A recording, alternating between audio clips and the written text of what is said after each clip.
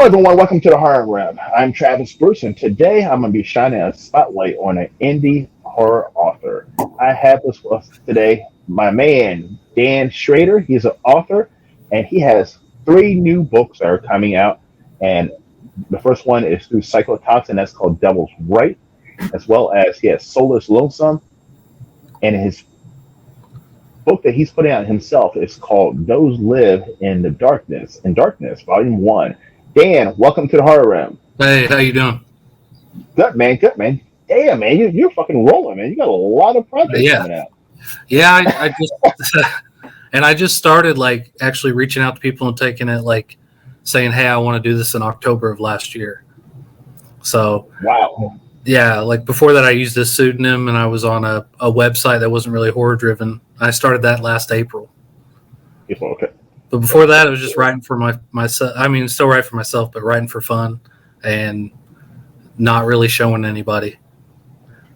And Didn't now want you're to. showing the world, man. Yeah, yeah. You're I was, pushing it. well, when we found out my wife was pregnant, she was like, just take a leap. She's like, do it. Use a fake name for a while, and then if it's terrible, no one will know. And I got a lot of really good reviews on a site that wasn't very horror driven. And my daughter was born, and within that week, Soulless Lonesome, the version that I had on the site, went to top 50. And Nice. I was just like, yeah, and I was like rising stars, and I was like, oh wow, this, and I was like, well, I'm gonna try something, and I hit Christopher Triana up in an email and a couple other guys, but Christopher actually emailed me back and was like, hey man, here's some advice, here's what you need to do. Never heard of Substack before. Yeah, so I followed his Substack, Brian Smith, and I was like, oh, Brian Keene, I love Brian Keene. And Brian Keene talked about this app, Blue Sky. And I replied back, oh, I'd love to get on there. I'm trying to mingle with people. I want to get into I used a pseudonym. I want to be serious about this. Mhm. And he was like, well, here you go. And he gave me an invite. I met Matt Wilderson, Candace Nola. I mean, I met a lot of Summer Cannon, Stephen Kozanowski, just a lot of good names, a lot of good people, and got invited to this. Yeah, I got invited to like some digital book expo stuff, and I got to ask a lot of questions. And then Matt decided he would help me, and he did my cover for my first one coming out February 7th, Those Who Live in Darkness, Volume 1. And he made that for me. He wrote a blurb in it, really nice words. Candace Nola edited it for me. I mean, it was unlike anything I could have imagined. Like just getting feedback from people I've heard about or I've read, and I became, fans of their work as well in the process, and built relationships with them. They're all really good people. I mean, it must be an amazing. One thing I do like about the indie horror scene, whether it be writing or even movies, it's a people don't mind helping each other out and giving each Yeah, other advice, and that's something that you don't see in the big markets, yeah. They and it's an won't. amazing thing. I remember as a kid, like I've been writing since I was in the fourth grade, and I remember as a kid, I used to write, like you get those books, those biography little books, like read about Jim Carrey and stuff, and they say you can send them a letter, and I like wrote Yeah. a letter to Jim Carrey, Jim Caviezel, stuff like that.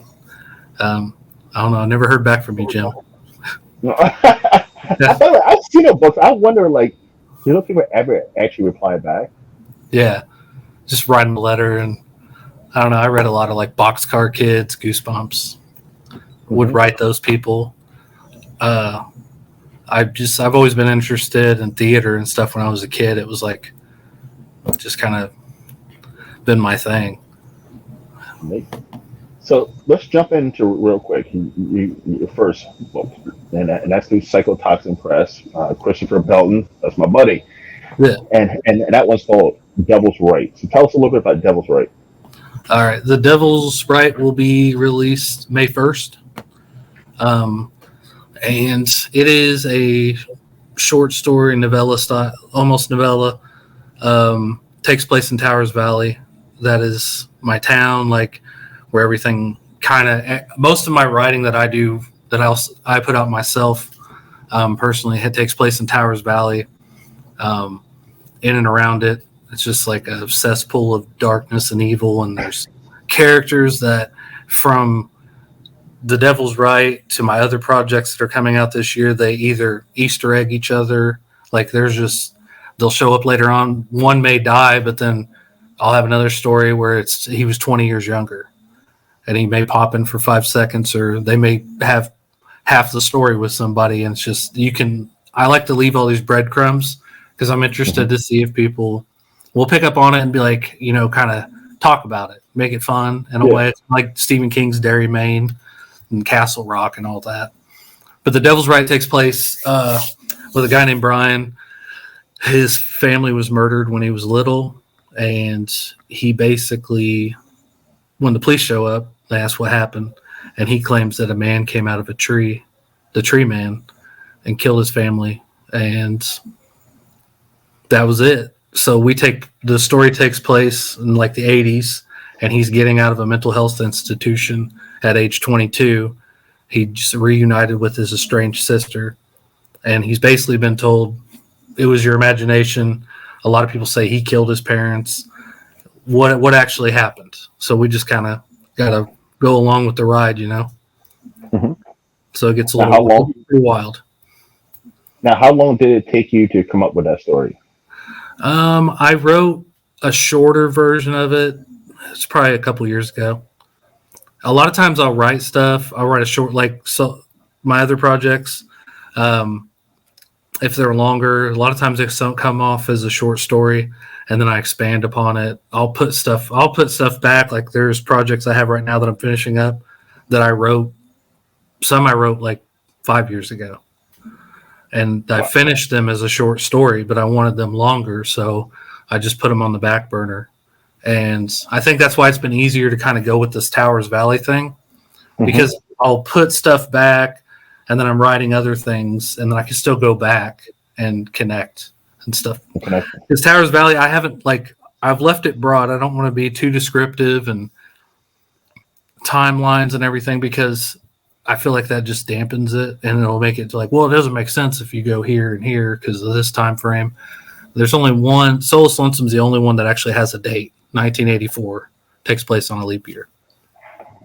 So who do you get your inspiration from? I know you say you were from, as a kid, you were a big R.L. Stein fan.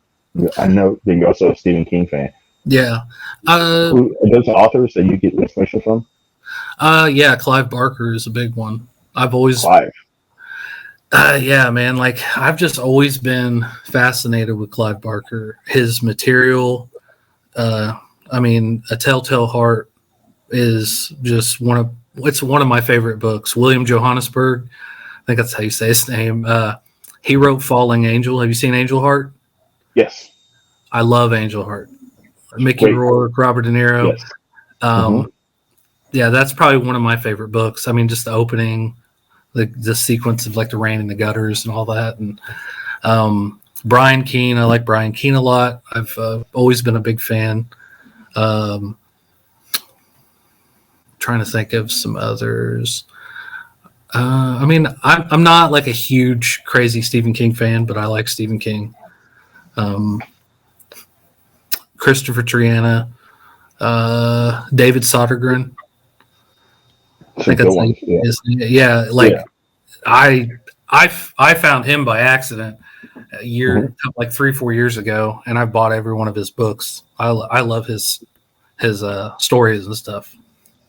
Those are the best when you discover an author that everybody knows about, but you just discover it and you're like, oh my goodness, look, I found this great author, and everybody's like, fucking asshole, he's been around for decades. But yeah, the great thing about getting in on the scene now, I guess, in the community, is I've met a lot of great people who write really good books. I mean, I'm not going to mess this one up. Keisto Healy, Chuck Nasty. Chuck Nasty and I are pretty tight. I'm interviewing Chuck soon. Yeah. Oh, you are? Oh, all right. Yeah. Yeah, he's funny, man. There's just so many good people, man. It's really a blessing. whenever I got this last, like not even a week ago, it was just crazy having it in my hands. Yeah, And because we were on a podcast recently, and you unveiled the cover, and I was yeah, like, "Wow, it's that's an amazing cover." yeah, it is an eye catcher for sure. And I have my other covers were done by Grim Poppy, and those are really cool too. Like old school VHS style, kind of my thing. I like that a lot. Oh, I love that. This one pops, and Grim Poppy made me ones. I mean, like are dark and they're awesome. The Devil's Right cover is really awesome, and I think Chris said we're going to do a reveal for that March 2nd. Oh, sweet. That's always the hardest part's waiting. Just It is. Yeah, yeah, have all this stuff going on, and I'm like, oh man, but that's good because while you're doing that waiting part, and that's when you build it up. That's when you build up. oh That's when yeah. you do these podcasts, crazy I know now podcasts, it'll be and okay, less than a month. yeah. I'll have my debut collection, uh, and it'll be nice. I'm just I don't know. I'm still at times I'm like just can't believe it. Are you nervous? Uh, so yeah, a little bit. Yeah, I can imagine. Yeah, I would be nervous too. I mean, like because these are your babies. I mean, these are your work of art. Yeah, You spend so much time on them, and to get them out there so other eyes to see, and in a large scenario, it has to be. it's nerve wracking. It is. That's why I did the fake name first, and I got a lot of reviews. They were all really good. I mean, I think the lowest rating I got when I was on that site was 3 out of 5 stars. And it was because of actually The Devil's Right, that version that I had. Mhm. Um, there's a scene in it that's they just didn't care for. So, I mean, you're not gonna make everybody happy. So No, at you the end can't. of the day, I mean, No, honestly, if you make everybody happy, you're probably not doing something right. I mean, it just doesn't make sense. exactly. You So gotta, even with even when I go to my YouTube channel and I see that they have 100% approval rating, I'm like, no, there's like no way. I have like a 97% because there's some people who hate my shit. I mean, Yeah, or what I say. So yeah, and you not can't. everybody's gonna agree with you. Like Yeah, just like your podcast stuff. Like you may say some stuff that no one's going to agree. The one we were on. Was it what is today? Tuesday. yesterday. It's yesterday. Yesterday. Yeah, it feels like a couple days ago. How I was like, Night of the Living Dead is OG Splatterpunk before Splatterpunk even existed. When you think about it, it's got the political and all that. And I Yeah. mean, there's probably people out there that's probably like, this guy don't know shit. He's stupid. But that's just my opinion. And you actually missed it when you got off. I was about to say some crazy shit. Gonna be some controversial shit. And then like Stream Punk, Stream Punk, Stream Yard, I guess, like booted me out for some reason. I couldn't get back in. I was like, oh, Oh, maybe, really? That's yeah. I was like, crazy. maybe that was a sign that I wasn't supposed to say that or whatever. So, yeah. I mean, maybe. All right. So let's shoot shit over to. Yeah, I was like, I don't know, but like, I mean, I was going to tell the truth about certain things. But all right, let's shoot over to Those Who Live in Darkness, Volume 1. Show that beautiful cover again. Show everybody that beautiful cover once again. It's And the great, amazing looking. yeah, it's That's some great like artwork. everything's backwards on this thing. And then on the back, Yeah. it has my buddy made these covers when I was on Royal Road. This is for Eyesore, My Seventh Death, and this was the original From the Gutters that's in the book. That's pretty. I mean, it's beautifully made, and Candace did a great job formatting it, and I dedicated it to my grandparents Oh. because So tell us a little bit. I'm sorry, go ahead. oh no what sorry Oh, no, go ahead. I'm sorry. oh I was just gonna say I dedicated it to my grandparents because they were the ones that got me a typewriter and gave me a box of VHS recordings that I found all the horror films that changed my world. So but they're no longer with me, and I wish they were still alive to see this and see my daughter. Yeah. But I know they're happy. So those who live in darkness. You said you want to talk about that. Yeah. Well, I'm gonna jump to another question. So, why horror writing and whatnot? Why not horror filmmaking for you? I don't know. I've always wanted to like make my own films. I've always been into that. Maybe one day. I don't know. I like write. I mean, I wrote screenplays throughout high school. I have a lot of. I think I have 20 screenplays. I have boxes Wow. of stuff that I've never gotten rid of.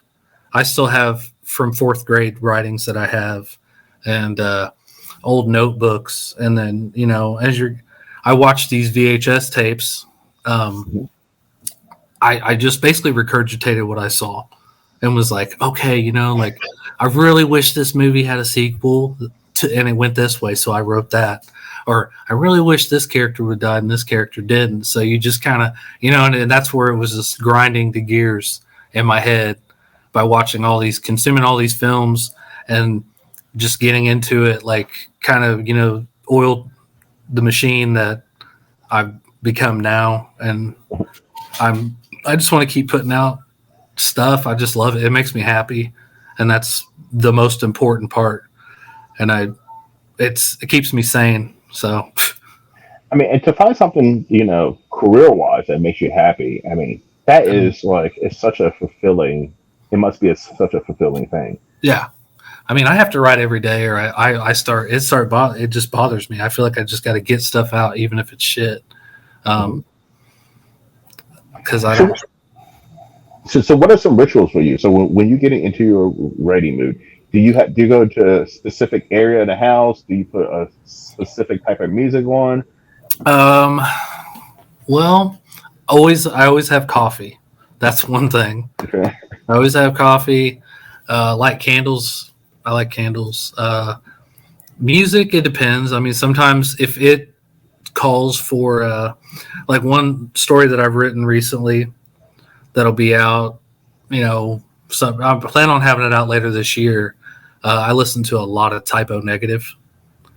Okay. Like Peter Steele is kind of the inspiration behind one of the guys in it, and I love Typo Negative, Alice in Chains, stuff like that. Um, Sometimes I just don't listen to anything or listen to horror movie soundtracks or Okay. thunderstorms and rain. It just depends on the story. Uh, Always got my bulldog. He's always sitting around snoring somewhere. And then I'm not recording in my bedroom. Yeah. This is the first time I'm not, so I don't have my cat behind me licking his crotch. He's been in like every single live stream I've done. He's licking away, and then he passes out. Now, are you a nighttime writer, or do you like to do it early in the morning? Well, nights, yeah. I mean, I kind of. It depends what I'm writing, but I when I get on a roll, I'm just on a roll. I mean, like sometimes I've written a short story in like a day, bang out some. Sometimes certain stories drag. It just depends on the mood, and then that one idea just kind of find like I didn't think about that. You're driving down the road and you see something that just clicks, and so yeah. I don't know how my mind works. It's all over the place. I was gonna say, is your brain like? Is it hard for you to turn your brain off? Like, Yeah, are you constantly thinking about ideas? all the time. I have to carry around like pieces of papers or little notebooks with me. And the other day I hadn't went through them in like a week, and I had just a stack of folded papers and everything. And then I'll put them, look through them again and see what's good and put them in a notebook. And I got like 3 notebooks for different stuff. I got notes and notes of stories to write and everything. So these were my big 3. And now that I've got them, edited and just waiting, I've brought back a lot of stuff from the back burner and just ready to comb over those with fresh eyes and just crank them bad boys out too. Good shit. So, all right. So let's go back to um, those who live in darkness, volume 1. So tell us a little bit about that. It is a collection of short stories. Some are kind of long, novella. Like, what is it? What is it?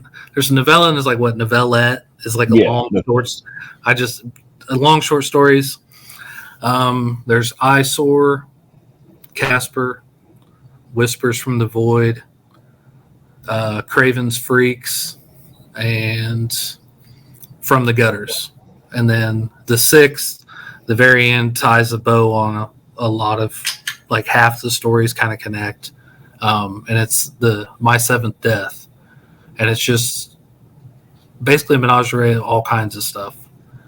We got, like, terrible marriages, serial killers, cults, just the whole, I don't know, just basically the food pyramid of all good horror for a healthy diet. Just I wanted to touch base on like a lot of different stuff, so I had to do a little Cosmos. I had to do a little kind of zombie, kind of not. I'm not a big fan of writing zombie stuff. I mean, I like it, but I'm just kind of, it's kind of like clowns and stuff. I have one. I mean, I have like, but I'm not trying to knock on anything. Yeah. Trying to knock on what certain stuff. I just feel like we're heading into a different direction with certain. I think haunted houses and stuff are going to be a big thing again. I hope so. I'm a huge haunted house fan. Yeah. Huge. I just foresee it because the housing market's going to crash this summer. So why not? We tend to find horror in the things that happen around us. The like, real life experiences. Yeah, when you have real wars life going experiences. on, like Vietnam and stuff, that's where Night of the Living Dead came from, and all the political stuff, and you just kind of see it a lot. History repeats itself, so we're going to go back in the cycles. Exactly. Now, with that being said, is it hard for you not to put your own emotions and your own characteristics into the characters in your stories? I don't try and hold back. Once one person may think a certain way that I feel about a subject, I like to put a little bit of me in everything. I like to write. I take a little bit of everything, people I meet, and who knows, one day a guy may sound like Travis Bruce and get killed, like that's amazing. I would fucking love that. Yeah. I actually, this came out December 13th, and this was my first ever published work through Unveiling Nightmares. And in that is a story that I wrote, Deadside Manor, about a high school couple that go into a graveyard on Halloween to have sex on top of a dead girl's grave. And in it, the names that I used were my brother-in-law and his girlfriend, because he was like, no, you're not going to use my name. So I had to. And then and the opening of it is like, so I started it off, Joseph Tyler went by the name Tyler for unknown reasons. And he's like, I hate you. I would love somebody put me in a horror movie or both. Yeah, so put a Travis in there. I could be a YouTuber. I don't give a fuck whatever, but all right. I'm always looking for names. Yes, I just don't want to be fucking the dead body. Just don't. Nah. Yeah. Just, okay. Nah. You have limits. You're like, here's my list. Yeah. I feel like people already think I did it anyway before. But all right. So, in your final book, you're working with Crystal, which I love Crystal. I'm on podcasts with her a lot. Yeah, she's awesome. She's amazing. Over in the UK with Unveiling Nightmare, and you got one called Soulless Lonesome. Yeah, Soulless Lonesome's that's my baby. Like, it's what started the Towers Valley. I wrote that one. I first started writing that 6-7 years ago by hand, and then I transferred it, and it was like a short story, and it's completely different than what but it's always kept the essence of, basically, there's a man. We're starting off on 1984 New Year's, Friday the 13th, and it's an actual date. In 1984, I went by I had the calendars for the months that I was writing the book in. The chapters take place throughout the months up until Leap Day. And I made sure to be as accurate as possible. And I was like, oh, man, there's a Friday the 13th in 1984. That's what I first looked at. And then I was like, had the idea of something happening on a leap day. Like in the book, it talks about this cult that exists, and it's a cabal of all these high prestigious people in the city, like about 50 miles from Towers Valley. There's this big city. I don't have it named because it'll be named later on. Like I said, like I don't want to ever give too much away because you got to leave it open. They basically offer to help him because he is going bankrupt with his business. His brother-in-law, who was his business partner, went missing after the New Year's party, and no one can find him. So they offer to help him, but he has to perform a ritual, and he's kind of back against the wall. And this guy named Shepard, he's in his 20s. He came into town and just defeated the competition. He's very intimidating, and he goes around telling people, I gave my soul to a master warlock, and I serve him, and he makes everything happen for me. So he sends a witch over to his house.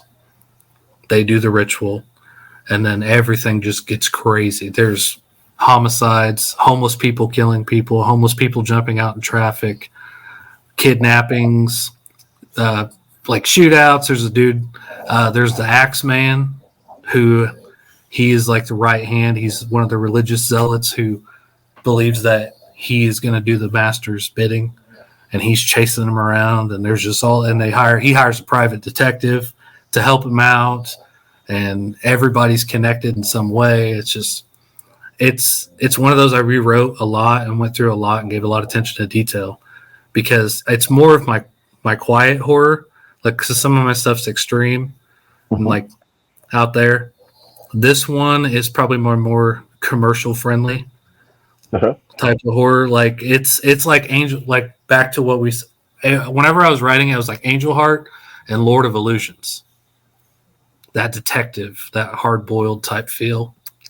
And yeah, I love this story. Like it has been one of my dreams.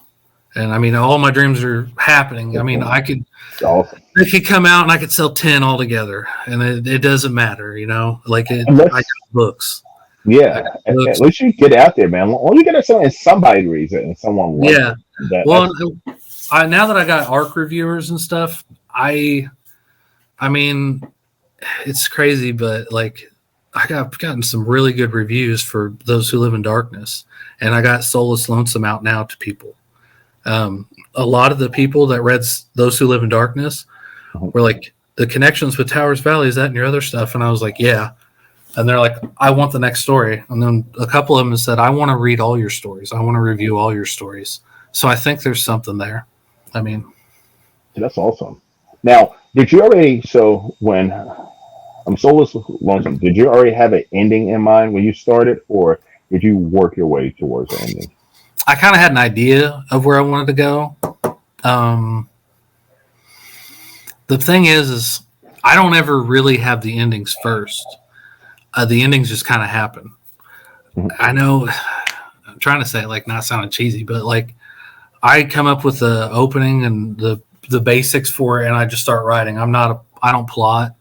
I don't sit down and plan everything out and write everybody down and all that and get clip arts and stuff. Some people do that, and that's their way. Yeah. Me, I just bang it out. Rough draft as fast as I can. Then I go through it, make up my drafts of stuff, and then I'll just go from there and start the rewriting actually I just look at it like notes at first. Sometimes I'm just going and I don't know what's going to happen in the scene. So, note, there's a badass fight here and something happens. Move on, next chapter. Just because that idea. So I just keep going. And then I'll fill it in later, and I'll probably, maybe 5% of it will last. But especially with Soulless Lonesome, I had an idea in mind and kind of kept it, but the thing I came up with, because all the craziness that was created along the way, it just made sense and it just kind of happened. Yeah. If that makes sense, I don't know. It does. Yeah, because I interview a lot of authors, and they say a lot of them say that they start with an ending and work their way to a beginning. I'm like, Whoa, how the fuck do you do that? Like, my brain wouldn't work that way. Yeah, I don't. I short stories are different, I guess. You kind of have an idea. You're like, Hmm. here's what happens. Here's where we start. This is bigger things like kind of like novellas and novels. Um, I probably spend more time on the first three chapters, the opening chapters. Soulless Lonesome, I think I may have rewrote the first three chapters too many times to even remember, but it turned out the way I wanted it to. Sydney Shiv edited it, and he was like, those first three chapters, he's like, I was hooked, man. They were just like, it flowed. That's It is kind of information dump in a way, but I was like, I have to get it out because there's the soul story is like nothing. It's nonstop, just fucking craziness all the time. Like you think you see something. The Master Warlock in it. mhm. So far, no one's been able to guess who it is until it's revealed at the end. And I wait till the very end, the last chapter.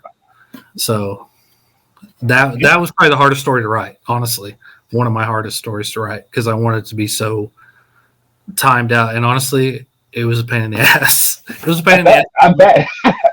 I bet. It sounds like a payday. After a while, you're like, man, fuck, I'm tired of. Like, I get tired of like, why are you not working the way I want you to work?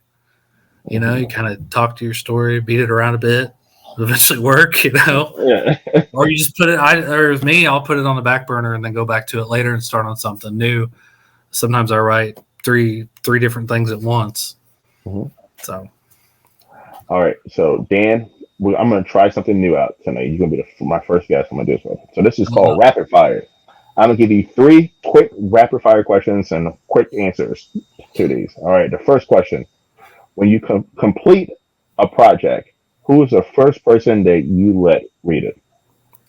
my wife, the Has boss. she, okay. Has she ever told you, you know what, Dan, I hate this. This is awful. This is not Oh that yeah, she's great. honest. Okay. She my body horror story for Unveiling Nightmares that'll be out next month that I wrote a short story for. She was like, ugh, I can't do it. She's like, it's fucking disgusting. So I was like, good, all right, that's what I was looking for. And then she read the ending. She's like, this shit doesn't make any sense. Here's what you probably need to do, and it's disgusting. And I was like, oh yeah, that's what I was going to do. I must have forgot to add that. And she goes, yeah, you know, but she loves she loves certain characters, and Mhm. she like especially those who live in darkness. She's read a lot of those, and I put her through a lot of different drafts of Casper. Casper is one of the stories I knew I was forgetting. Um, unless I did mention, I can't remember. But yeah, she's always the number one uh, and everything. That's awesome. And Yeah. the second question: which iconic horror character do you feel like you relate with or to the most? Like in horror films. Horror films, novels. Uh, yeah, I don't know. I always liked Ash from Evil Dead. Okay.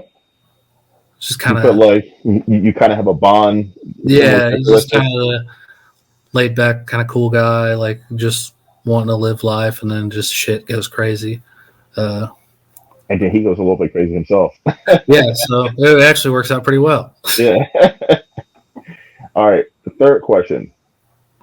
All right. So this is movies. What horror movie series do you wish they would cut it off? We're done. It's good enough. It's either good enough or it's bad enough that we don't So need to see. So, okay. yeah, Did you see Saw X though? no, Oh, it's I've so only fucking seen good. Saw 1 and Saw 2, and Listen, and that was whenever I laid down to take a nap, and then now there's 10 of them or something. well, I did the same thing. I fucking up until Saw X, I was saying the same thing. I'm like, I am so fucking done with Saw movies. Like, they done Jump the Shark. They're not that good. And I saw Saw X. I was like, oh my god, this might be the best Saw movie. Yeah. Now, Scream, I really like Scream, except for Scream 3. It blows. I like So, Scream Four. uh, So I don't do you like like you like Scream Scream? Four. You like Scream 4? Yes, I like Scream. Scream 4.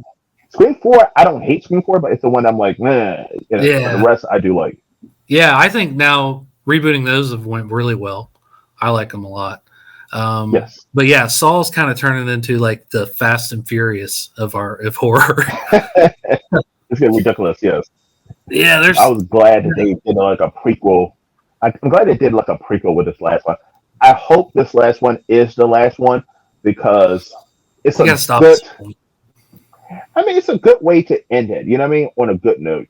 It's a good way to end a franchise on a good note because most movie franchises do not get a chance to end on a good note. Yeah, um yeah, fuck it. I just cannot do Saul. Like it's all the same stuff. I'm not like I I don't know. And here's the thing: is I like my wife always complains that I love like just shitty B movies. You know, like Mhm. I like I just love them.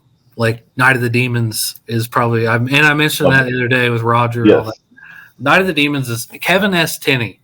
Period is like he's up there. You know, and in my top 20 of just favorite writers and directors, and he didn't put out a whole lot, but Mm. like Witchboard, Witch Trap, and actually, um, I'll say this: like if now that I said that, people will probably get it. Not very many people, but in Solus Lonesome, there are characters named after certain characters from Kevin S. Tenney films, Really? especially Witchboard. Zarabeth is from Witch Trap or Witchboard. Uh, Vicente is from Witch Trap. In my collection too, Those Who Live in Darkness, Stooge. I mean, it's kind of my homage in a way. Then Poncho. I mean, that's from um, not Tales from the Crypt. I just went blank. It's one of those series, Okay. but Well, yes. Night of the Demons, I think I did a short video. I was like, that is one of the most underrated B horror movies. it is. And it was so good. I even owned it on VHS way back in the day when I was a Yeah, kid. I had 1, 2, and 3. Did you?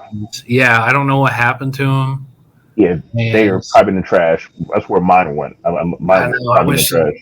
Now, have you seen how much they cost on Blu-ray? It's like No, how much? $30 each. Oh shit! I know. I know. I asked for Christmas, and people are like, I ain't buying that old ass movie for $30.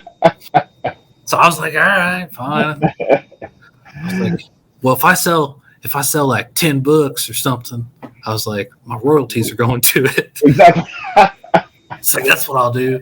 It's going right. It's going right back into the horror industry, right? Yeah, right back in the horror. Nah, but yeah. What about you? What's if you don't mind me asking Shoot. questions for you? What's like your like how Night of the Demons with me and stuff like old 80s, because you said when we talked yesterday you were big into the 80s horror stuff. Yes. So I mean, I loved. So I was a kid in the '80s, so I loved the Nightmare on Elm Street. Like Freddy Krueger is my favorite character. Now, his movies are not my favorite horror movies, but he was my favorite horror character. Yeah. I had the action figures, the lunchbox, the Did you ever watch the show? glove. What was that? Do you remember the TV show or whatever they I had? I did. I'm actually interviewing the guy who played Freddy in the TV show soon. Oh wow, that's Yeah, awesome. yeah. So Yeah, yeah. did you like the remake? No, I did not. So I listen. When it comes to the Freddy movies, after part 4, I want to say I was hugely disappointed in the Nightmare on Elm Street movies. Oh yeah. Part 4, I was kind of like on the fence about. But then, like once you start getting to part 5, and you start getting the Freddy's Dead and the remake, it Yeah, just they went kept killing him in every bad. season. It just oh no, no, no. Yeah, it's just 3 is probably, I mean, one's the OG. I love yes, 1, but 3 just it's brings like amazing. that excitement. And I mean, you got Dawkins for Christ's sake. Yes, I mean Dream Warriors. I Yeah, love Dream Warriors. It's an amazing. yeah. And they brought like I just Uh, like because it brought that different element to it. Well, one thing I love about 80s films is you see at the time when you look up the timelines, the Hmm. timelines of like Friday the 13th, Nightmare on Elm Street, and even Halloween when they were coming out with their sequels. One Hmm. person has, oh, they got telekinesis in this one. Well, oh, they do too. Like It they're too. like, hey, it's like they're like they heard about it and like we got to have somebody with fucking telekinesis in this one. Well, I think they were all. I could be completely wrong, so please don't fucking blow me up in the comments. But I think at one point, Nightmare on Elm Street, Halloween, and um, Friday Friday the 13th. 13th were all under New Line Cinema. Maybe actually. That's something we'll So have to research afterwards. yeah, because I know Friday the 13th was, and I know that Nightmare on Elm Street. I want to say Halloween was. Maybe I'm wrong, but Yeah. but But you see like connections, like where it's like, all right, they're doing this, so we're gonna do this. But if it's all under the same roof, then that makes sense. yeah, because that's how they were able to bring Freddy versus Jason together because it was under the same roof. But I don't know why it took so long. Yeah. I don't know. There's um I don't know because it was literally all in the same roof. They owned the rights to both characters and both franchises. I don't know why that didn't happen. They waited to the 2000s when I'm not saying people didn't care about Freddy and Jason, but like you were it was a whole new generation that wasn't as passionate about those movies. no. I mean, people like my age and a little younger, they were all kind of about it, but I watched the older stuff and I was like, eh. I mean, the Yeah. one chick in it was hot, the lead in it, Yes. who ended up, Yes. she dated Edward Furlong in real life. And I was Oh, like, she had a huge rack too. yeah, Yeah. she looked great. And Just bouncing actually, around. Yeah. she was in the Night of the Demons remake that came out in Was she? 2000. Yeah, have you seen it? It's got Edward Furlong in No, it. I have not seen He's the. like he's supposed to play like some slick, handsome, drug dealing kid, and he looks fucking terrible. Not that I hate you, Furlong, but I mean, didn't he did like a charity event where he was like asking people to save his kidney or liver or something. I Like was he at just looks terrible. I was at a heart convention. I want to say it was last year, or the year before, Yeah, and he was there, and I was like, I was walking past, like, who the fuck is that? He had a nice sized line. I was like, who the fuck is that guy with the fucking line? And somebody yeah, said, that's Edward Furlong. I'm like, no, it's not. Because it was like a big old fat guy with a gray beard, looked like, he had a yeah. stroke or something. And I was like, and no, it Oh, was him. I was like, yeah. shit. And I Like, get it, health issues. Not trying to knock on anybody with that, yeah. but from what I've heard, is like, he's struggled with addiction and everything like that. Mhm. But I mean, he was awesome in the fucking Terminator movie. I mean, can't Yep. go wrong with that. But yeah, he was in the remake of Night of the Demons. Him, her, and then went blank. I think chick that plays Nadia. Oh, Fisher. Shit. Sandra. No, what's her name? I actually met her. I got a picture of her. Her name is It's funny when you get on these things, you go blank on certain things. every single time. Every single time, yeah. Elizabeth. Fuck. Elizabeth Fisher? No. Shannon Elizabeth. Shannon Elizabeth. There it is. Yeah. I had the names, but I had them all out of fucking order. I'm pretty sure she's Shannon on it. She plays the main chick. Shannon Elizabeth is smoking hot in person. Like, I have a picture of her, and I was like, whoa. And Angela. like, and I wasn't even planning on. I was at a convention. I wasn't even planning on getting a picture of her, and she like suckered me over there. She was like, she saw me look, and then she was like, you want to come over and get a picture? I was like, listen, Yeah. here's my $50 shit. Like, I wasn't planning on doing this, but you just fucking called me over here, so here I am. Yeah. I want to go to some conventions. I've never been. Oh, they're fun, man. They're I fun. plan on going to AuthorCon 4. Where's that at? It's in St. Louis. Okay. Where are you at? Are you in St. Louis? No, I'm in Indiana. Indiana, okay. Yep. Indiana. I'm gonna be in Indianapolis for it's either Day of the Dead or Horror Town. It's one of those two. One is in Cincinnati and one's in Indianapolis. But I'm going to both. I think they do I mean, Day of the Dead in Indy.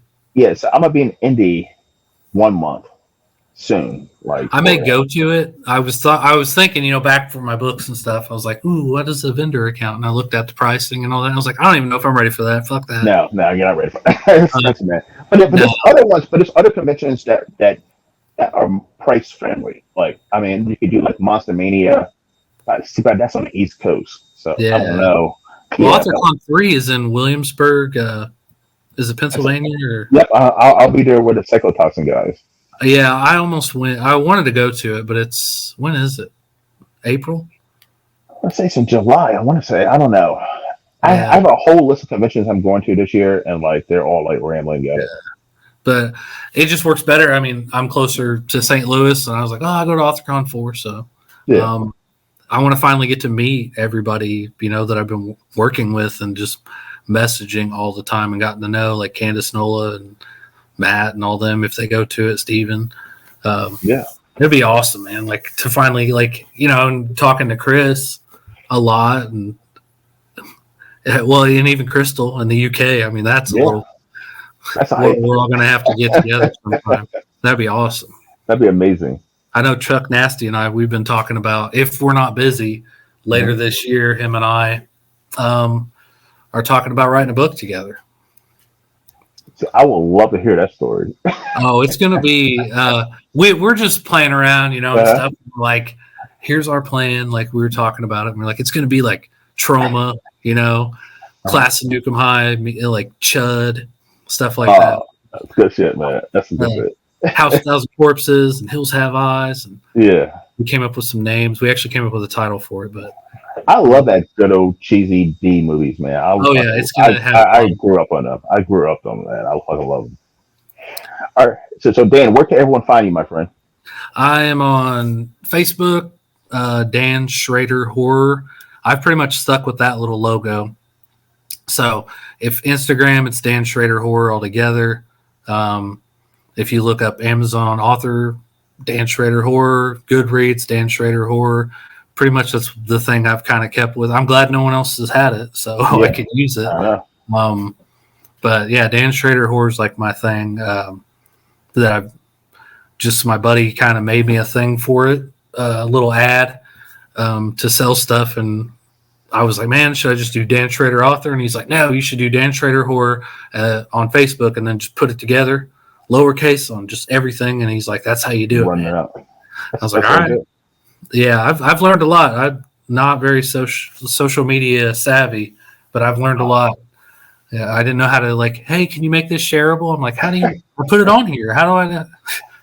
Up until this year, well, 2023 to like now, I was always a Facebook guy. But as soon as I got this YouTube channel, I was like, people said you have to get Instagram because no one uses Facebook anymore. I'm like, okay, I don't you think have to that's get true. TikTok. But like a lot of people don't. A lot of people have Facebook, but they have their Instagram attached to their Facebook. So Yeah. Instagram is the first thing they look at. So it's weird, man. It's weird. Yeah, So I got my Instagram attached to it, but I yeah, had Facebook was the very first thing I had. yeah, that's what I have. I mean, I'm a Facebook And guy. That's what I use mostly. But if I'm making a post, I'll put it on Instagram because Instagram will share it to Facebook, yeah, so I can hit both. Anyway, listen, everyone, go and check out my man Dan. He got a whole bunch of shit coming out, man. yeah. On my page, Facebook page, I got dates and links. I even book linker or book links. I Hmm. have made it easy for that, so I could just share that stuff around. But thanks, man. Yeah, it's been a pleasure, man. Listen, I'm gonna see you soon anyway, probably Oh on yeah, another podcast. So yeah, there's we're no always point. part of the Yeah, same. I We're part of know. the same group. So Yeah, I appreciate you having me on and everything, man. Like I said, uh, I'm new to all this, and I love the community, and I think everybody's out to help each other, and I think that's what we should do. I'm gonna help exactly.